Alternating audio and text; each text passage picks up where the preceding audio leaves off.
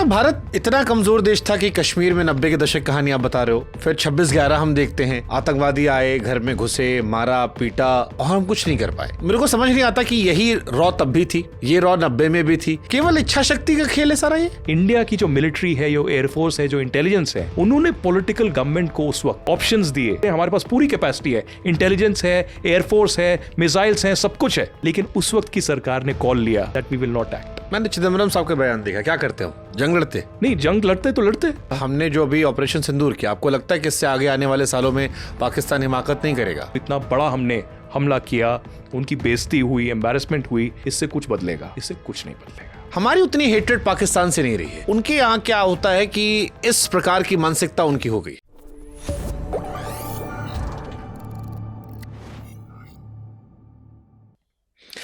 क्या भारत इतना कमजोर देश था कि कश्मीर में 90 के दशक कहानी आप बता रहे हो, फिर 26/11 हम देखते हैं, आतंकवादी आए, घर में घुसे, मारा पीटा, कई सारे मरे और हम कुछ नहीं कर पाए।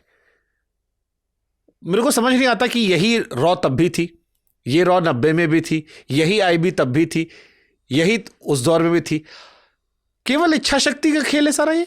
बिल्कुल पॉलिटिकल विल का खेल है और कुछ नहीं। इच्छा शक्ति। तो जो पुराने लोग थे, क्या उन्हें बिल्कुल परवाह नहीं थी हमारे लोगों की? देखिए, परवाह हो भी, कुछ कभी कभी पॉलिटिकल कंपल्शंस होते हैं आपके। जैसे मैं आपको एग्जांपल दूंगा। कसाब नाम का एक आतंकवादी आता है, घुस जाता है, हजारों लोगों को मारता है, भारतीयों को मारता है, अमेरिकियों को मारता है, अंग्रेजों को मारता है। मैं आपको शुभाकर एक कहानी सुनाता हूँ, बहुत ही संक्षेप में। मेरी एक दूर की रिलेटिव है, अभी वो अमेरिका में रहती है, मैं कुछ दिन पहले उनके साथ था। 26/11 से 24 घंटे पहले आईबी का कंट्रोल रूम दिल्ली में वो बैठी हुई थी, वो वहाँ पर एक ऑफिसर थी और उनको एक कन्वर्सेशन, एक रिकॉर्ड हुई, क्योंकि कश्मीरी में हो रही थी, तो उनको बताया गया कि आप कश्मीरी हैं तो आप इसका तर्जुमन कीजिए, इसका ट्रांसलेशन कीजिए। वो स्पेसिफिक इंटेलिजेंस दे रहा था कि बम्बई में और वेस्ट कोस्ट में, इंडिया में एक बहुत बड़ा आतंकवादी हमला होने वाला है, और ये इंटेलिजेंस रिले की गई पॉलिटिकली ओवरऑल और एजेंसीज को, लेकिन कोई एक्शन नहीं हुआ। पहला। दूसरा, अब जब आतंकवादी हमला हो गया, एक बहुत बड़ा आतंकवादी हमला हुआ, 300 से ज़्यादा लोग वहाँ पर जो है घायल हुए, आई थिंक 160 के आसपास लोग मारे गए। उसके बाद तो आप एक्शन ले सकते थे। शिवशंकर मेनन अपनी किताब में लिखते हैं, जो उस वक्त राष्ट्रीय सुरक्षा सलाहकार थे, उन्होंने बताया अपनी किताब में कि इंडिया की जो मिलिट्री है, जो एयरफोर्स है, जो इंटेलिजेंस है, उन्होंने पॉलिटिकल गवर्नमेंट को उस वक्त ऑप्शंस दिए कि मुरीद के जो लश्कर का हेडक्वार्टर्स है, जिसने ये आतंकवादी हमला किया, उनके खिलाफ हम प्रहार कर सकते हैं। हमारे पास पूरी कैपेसिटी है, इंटेलिजेंस है, एयरफोर्स है, मिसाइल्स हैं, सब कुछ है, लेकिन उस वक्त की सरकार ने कॉल लिया that we will not act. We want good relations, good neighbourly relations with Pakistan, we can't do that, this will put us into a war situation, जंग हो जाएगी पाकिस्तान के साथ, इसलिए हम नहीं करेंगे। मैंने चिदम्बरम साहब का बयान देखा, क्या करते हो, जंग लड़ते? नहीं, जंग लड़ते तो लड़ते।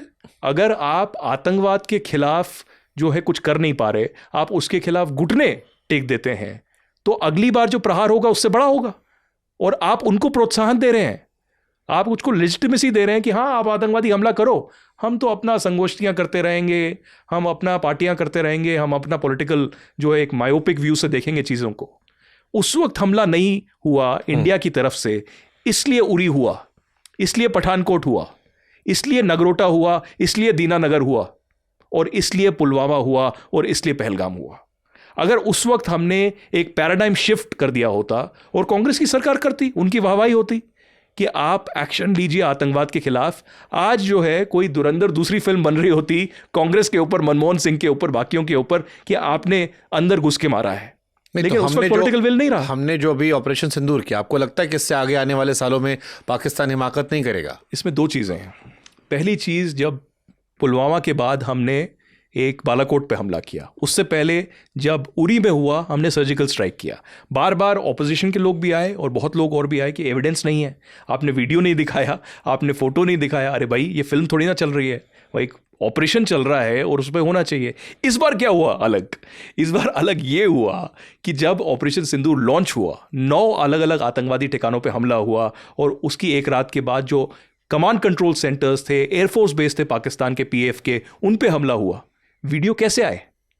पाकिस्तानी लोग वीडियो बनाने लगे और दिखाने लगे कि भाई ये हो रहा है। हिंदुस्तान को वीडियो दिखाने की ज़रूरत नहीं पड़ी, कोई जहमत नहीं हुई। अब आते हैं सबसे बड़े सवाल पे, क्या पाकिस्तान इससे बदल जाएगा? क्या पाकिस्तान पे जो ऑपरेशन सिंदूर इतना बड़ा हमने हमला किया, उनकी बेइज्जती हुई, एम्बैरेसमेंट हुई, इससे कुछ बदलेगा? इससे कुछ नहीं बदलेगा। क्यों? क्यों? वो इसलिए क्योंकि पाकिस्तान के आप 1000 सोल्जर्स को मारो, पाकिस्तान के आप 1000 आतंकवादियों को मारो, अगले दिन 20,000 नए खड़े हो जाएं। हमारे एक राक्षस था रक्तबीज, जितना खून खून गिरता था उतने और जिंदा होते थे। आप पहलगाम से पहले आसिम मुनीर के स्पीच सुनिए, जब वो अपने एक सर्कल में अपने सोल्जर से बात कर रहा है, और ये हाफिज है, ये कह रहा है कि हिंदुस्तान जो है हिंदू मुल्क है, हमने जिहाद लड़ना है उसके खिलाफ। ये तो अपने सोल्जर्स को बोला। उसके बाद एक ओवरसीज पाकिस्तान की कॉन्फ्रेंस थी, उसमें भी सेम चीज़ दोहराई कि ये तो हिंदू मुल्क है, हमें इनसे जिहाद लड़ना है। तो ये मानसिकता है आसिम मुनीर की। तो आपको लगता है कि वो बदलेगा, लेकिन इसका मतलब ये नहीं है कि हम चुप बैठ जाएं, हम देखते रहे पहलगाम होता है, लाल किले पे हमला होता है तो हम कोई कदम नहीं उठाएंगे। अब मेरा इस पे भी एक काउंटर क्वेश्चन है कि आपने आसिम मुनीर की मानसिकता की बात की, हमारे इंडिया में पाकिस्तान को लेकर ऐसी मानसिकता नहीं रही है।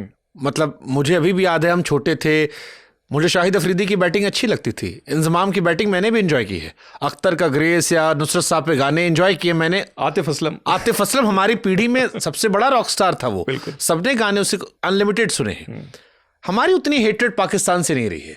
उनके यहाँ क्या होता है कि इस प्रकार की मानसिकता उनकी हो गई है। देखिए, बहुत बड़ी उनकी सिविलियन पॉपुलेशन है जो इंडिया से मोहब्बत करती है, प्यार करती है। धुरंधर जब रिलीज़ हुई ना, दूसरा पार्ट, एक खालिद वहाँ के पत्रकार हैं जो मेरे साथ बातचीत करते रहते हैं, जंग ग्रुप में हैं, सीनियर पत्रकार हैं, तो उन्होंने मुझे एक वीडियो भेजा कि वो अपने लिविंग रूम में बैठे हैं, टीवी चल रहा है, और ये 19 तारीख का है जिस दिन फिल्म रिलीज़ हुई थी ऑफिशियली, और वो धुरंधर देख रहे हैं अपनी टीवी पे। तो मैंने बोला, भाई ये कैसे? बोला, सॉरी यार, ये पायरेसी वाला ये है, तो यहाँ तो धूम मची हुई है। मैंने कैसे भाई? बोला, नहीं चल रहा है, जो हमारा पायरेसी मार्केट है हर जगह धुरंधर चल रही है, और पाकिस्तानी लोग धुरंधर को अप्रिशिएट कर रहे हैं। ये मैंने कभी सोचा नहीं था। यहाँ पर हमारे कोई बुद्धिजीवी हैं जिनको धुरंधर से प्रॉब्लम है, कुछ तो इतना भी कह रहे हैं अरे मुसलमानों के खिलाफ है, ये है, वो है। नहीं, जिस रात मैं गया था मुझे अच्छे से याद है, मेरे अगल बगल हम रात को 11 साढ़े 11 का सो गए थे जी। 5 लड़कियां हिजाब वाली थी जी, नई बच्चियां कॉलेज की होंगी। अब या तो उन्होंने इसलिए पहन लिया होगा पहचान ना पाए रात को या हो सकता है कल्चरली उन्होंने अपना पहना हो। तो जो अनलिमिटेड पॉपकॉर्न का कंपटीशन चल रहा था, क्योंकि वहां पे था कि आप जितनी बार चाहे उतनी बार भरवा सकते हैं। 4 घंटे बैठ रहे हैं तो, और 4 तो हमारी टीम में सब बदमाश लड़के, मेरा ऑफिस पूरा ले गया था मैं, तो ये बदमाश लड़के हर 10 मिनट में पॉपकॉर्न भरवाने पहुंच जाए उधर से वो पहुंच ही रहे हैं। तो मुझे लगा था शुरू में, मेरे भी मानसिकता थी कि शायद धुरंधर जो है वो सिर्फ हिंदू लोग देख रहे हैं या राइट विंग वाले देख रहे हैं, या जो फिर बिल्कुल प्रो मुस्लिम्स नहीं होंगे। बट वहां जाकर मुझे लगा नहीं, ये भी उतना ही एंजॉय कर रहे हैं। और मेरे बहुत सारे लेफ्टिस्ट दोस्त हैं जिन्होंने मुझे कॉल किया, शुभांकर चलोगे धुरंधर देखने? नहीं, आप देखिए, ऐसा जोक है रहा है, मैं बिल्कुल मतलब इसमें मानता नहीं हूँ, लेकिन ये जोक चल रहा है कि यूएई और जितना भी मिडल ईस्ट था, इन्होंने धुरंधर बैन कर दी और ख़त्म कर दी, बंद कर दी, और जब धुरंधर दूसरी आई तब यूएई और सारा मिडल ईस्ट बंद हो गया। ये जोक चल रहा है पूरी तरीके से। मैं सांत्वना रखता हूँ, मेरा कोई भी गलत मैं समझ गया, लेकिन मतलब नहीं, ये जोक चल रहा है, जिसने मीम बनाया। हाँ, मीम चल रहा है। लेकिन सबसे बड़ी बात तो ये कि जो रिस्पॉन्स आया, मैं बार बार उन लोगों को कहता हूँ जो धुरंधर को क्रिटिसाइज़ करते हैं, बिना देखे, बिना फिल्म देखे उसको क्रिटिसाइज़ कर रहे हैं, कि आप लोगों का पल्स समझिए। आप देखिए, यूएस में, यूरोप में बैठा पाकिस्तानी भी जो है वो वहाँ पर जा रहा है और देख रहा है। मेरी एक कज़न सिस्टर रहती हैं कोलोराडो में, अमेरिका में। वो अपनी करीबन 75-80 वर्षीय माँ के साथ वहाँ पर फिल्म देखने गई, और उन्होंने बोला कि देखिए, यहाँ पर जो अमेरिका का कल्चर है, यूजुअली यहाँ सलमान खान, शाहरुख खान, आमिर खान, इनकी फिल्में चलती हैं, और वो भी कितना, 1 हफ्ता चलेंगी, उसमें लोग आएंगे अच्छा खासा, और सिनेमा हॉल में 30-40 या 20 लोगों से ज़्यादा नहीं होते। बोला, धुरंधर फिल्म 2 हफ्ते से यहाँ पर चल रही है पूरी तरीके से, और सिनेमा हॉल फुल है, सिर्फ वीकेंड्स पे नहीं, वीकडेज पे भी। तो जो वहाँ पर लोकल अमेरिकन सिनेमा हॉल वाले हैं वो एकदम आश्चर्यचकित हैं और बोल रहे हैं कि इसको तो हमें और बढ़ाना पड़ेगा। आपका रोल क्या था धुरंधर में? मेरा बहुत छोटा सा रोल था कि जितना भी रिसर्च है इसको लेकर, जो जो असली वाक़ये हुए हैं उनको देखना, उनको जांचना, उनको परखना। मेरे साथ एक और मेरे मित्र थे, दिव्या एस, जो इसको देख रहे थे, और शूट में भी बहुत सारे, आपने डिस्क्लोज नहीं किया है, जिनको मैंने डिस्क्लोज नहीं किया। मैं तो यही कहूँगा, वैसे आपकी पत्नी का नाम भी दिव्या है? मेरी पत्नी का नाम दिव्या कोचर है। हाँ। और ये दिव्या है, दिव्या नहीं है, दिव्या एस। और कुछ ऐसे स्ट्रेटेजिक और सिक्योरिटी के कारण हैं जो बातचीत नहीं कर सकते हो। लेकिन मैं ये कहूँगा शुभांकर कि जितना अहम रोल अननोन गनमैन का है पाकिस्तान में, उतना ही अहम रोल उनका है। और उनकी जो है उनके खिलाफ कुछ ना हो, कुछ ऐसा चीज़ ना हो, इसलिए उनको रखा हुआ। आगे उनसे बातचीत करेंगे। लेकिन मैं आपको कह दूं कि जितना भी इसका रिसर्च हुआ उस पर हमने बहुत ही चीज़ें जांची परखी और बहुत चीज़ें हमने रियल लाइफ लोगों से बातचीत की जो इसमें इन्वॉल्व थे बहुत सारे ऑपरेशंस में।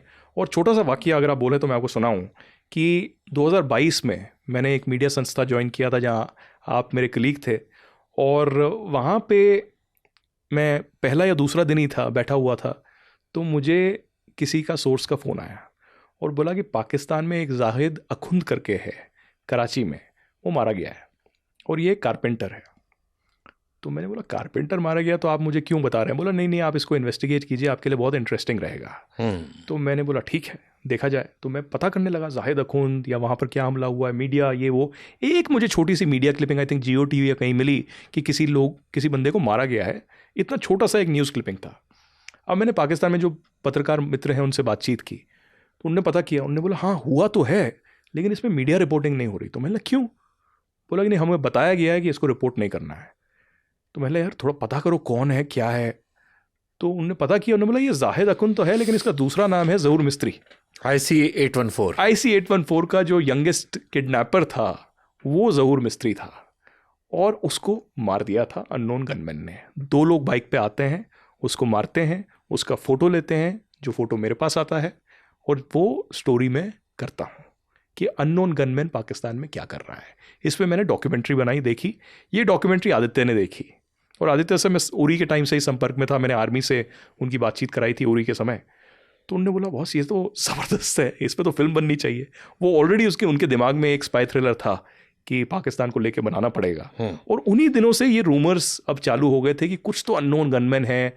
अब ये अफगान है, बलोच है, पाकिस्तानी है, इंडियन है, बांग्लादेशी है, कौन है किसी को नहीं पता।